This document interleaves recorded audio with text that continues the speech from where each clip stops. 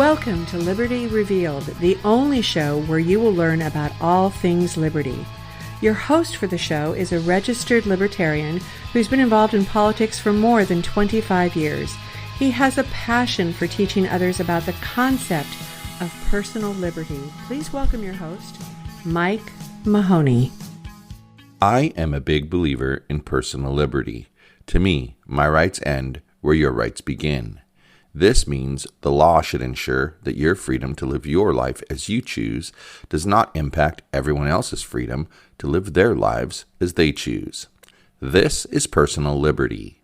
If you want to learn more about personal liberty and get more from this show, sign up to receive my 10-page guide on personal liberty entitled Liberty Revealed. You need to fill out a simple form located at yogispodcastnetwork.com/Liberty Revealed. Once you read through that ebook, you are guaranteed to be in a position to apply the philosophy of personal liberty. Once again, yogispodcastnetwork.com/Liberty Revealed. Now, let's get into today's topic. Welcome back to another episode of Liberty Revealed, the show dedicated to revealing personal liberty to all who listen. I'm your host, Mike Mahoney, and today I want to talk to you about universal basic income. Universal basic income is so much better than our current system of welfare. If such a program were to be implemented in the United States, the details become extremely important. The main point is that universal basic income would replace welfare. Current federal social welfare programs in the United States are extremely expensive, complicated mess. According to Michael Tanner, the federal government spent more than $668 billion on over 126 anti-poverty programs in 2012.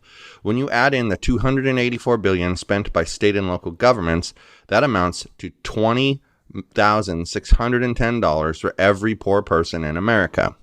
Wouldn't it be better just to write the poor a check? Each one of those anti-poverty programs comes with its own bureaucracy and its own Byzantine set of rules. If you want to shrink the size and scope of government, eliminating those departments and replacing them with a program so simple it could virtually be administered by a computer seems like a good place to start. Eliminating bloated bureaucracies means more money in the hands of the poor and lower costs to the taxpayer. That's what's known as a win-win. Universal basic income would also be considerably less paternalistic than the current welfare state, which is the bastard child of conservative judgment and progressive condescension towards the poor. In Andrea Castillo's choice words, conservatives want to help the poor, but only if they can demonstrate that they deserve it by jumping through a series of hoops meant to demonstrate their willingness to work, to stay off drugs, and preferably to settle down into a nice, stable, bourgeois family life. And while progressives generally reject this attempt to impose traditional values on the poor, they have almost always preferred in-kind cash grants to precisely as a way of making sure the poor get the help they really need. Shouldn't we trust poor people to know what they need better than the federal government? Both Milton Friedman and Friedrich Hayek advocated for something like universal basic income as a proper function of government. Though on somewhat different grounds, Friedman's argument comes in Chapter 9 of his Capitalism and Freedom and is based on the idea that private attempts at relieving poverty involve what he called neighborhood effects or positive externalities. Such externalities, Friedman argues, mean that private charity will be undersupplied by voluntary action. We might all of us be willing to contribute to the relief of poverty provided everyone else did. We might not be willing to contribute the same amount without such assurance. And so, Friedman concludes, some governmental action to alleviate poverty is justified. Specifically, government is justified in setting a floor under the standard of life of every person in the community, a floor that takes the form of his famous negative income tax proposal. And Friedrich Hayek's argument, appearing 17 years later in Volume 3 of his Law, Legislation, and Liberty, is even more powerful. Here's the crucial passage. The assurance of a certain minimum income for everyone, or a sort of floor below which nobody need fall, even when he is unable to provide for himself, appears not only to be wholly legitimate protection against a risk common to all, but a necessary part of the great society in which the individual no longer has specific claims on the members of the particular small group into which he was born. To those who know of Hayek only through secondhand caricatures of his argument from The Road to Serfdom, his claim here will no doubt be surprising. Hayek was not opposed to the welfare state as such, not even in The Road to Serfdom. At the very least, he regarded certain aspects of the welfare state as permissible options that states might pursue, but the passage above suggests that he may have had an even stronger idea in mind, that a basic income is not merely a permissible option, but a mandatory requirement of democratic legitimacy, a policy that must be instituted in order to justify the coercive power that even a Hayekian state would exercise over its citizens. Before I close, I want to say at least a little bit about the different policy options, but there are a lot of different options and a lot of details to each, so bear in mind that what follows is only a sketch. Universal basic income involves something like an unconditional grant of income to every citizen. So, on most proposals, everybody gets a check each month. Unconditional here means mostly that the check is not conditional on one's wealth or poverty or willingness to work. But some proposals, like Charles Murray's, would go only to adult citizens, and almost all proposals are given only to citizens.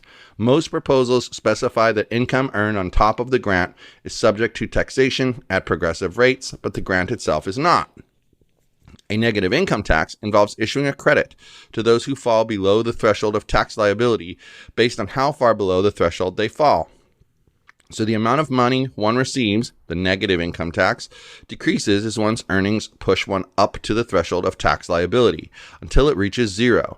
And then, as one earns more money, one begins to pay the government money, the positive income tax. The earned income tax credit is the policy we actually have in place currently in the United States. It was inspired by Friedman's negative income tax proposal, but falls short in that it applies only to persons who are actually working. The U.S. Basic Income Guarantees Network has a nice and significantly more detailed overview of some of the different policies. You can watch Milton Friedman explain his negative income tax proposal with characteristic clarity to William F. Buckley. Just look it up on YouTube. And for an extended and carefully thought out defense of one particular universal basic income proposal from a libertarian perspective, I highly recommend Charles Murray's short book, In Our Hands, A Plan to Replace the Welfare State. Tell me your thoughts on this by leaving a voicemail on the Yogis Podcast Network hotline at 657-529-2218. That's it for this episode of Liberty Revealed.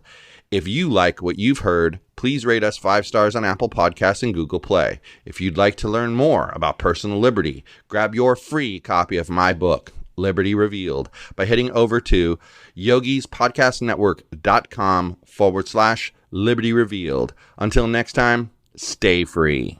Thanks for listening to Liberty Revealed, the show where you learn about all things liberty.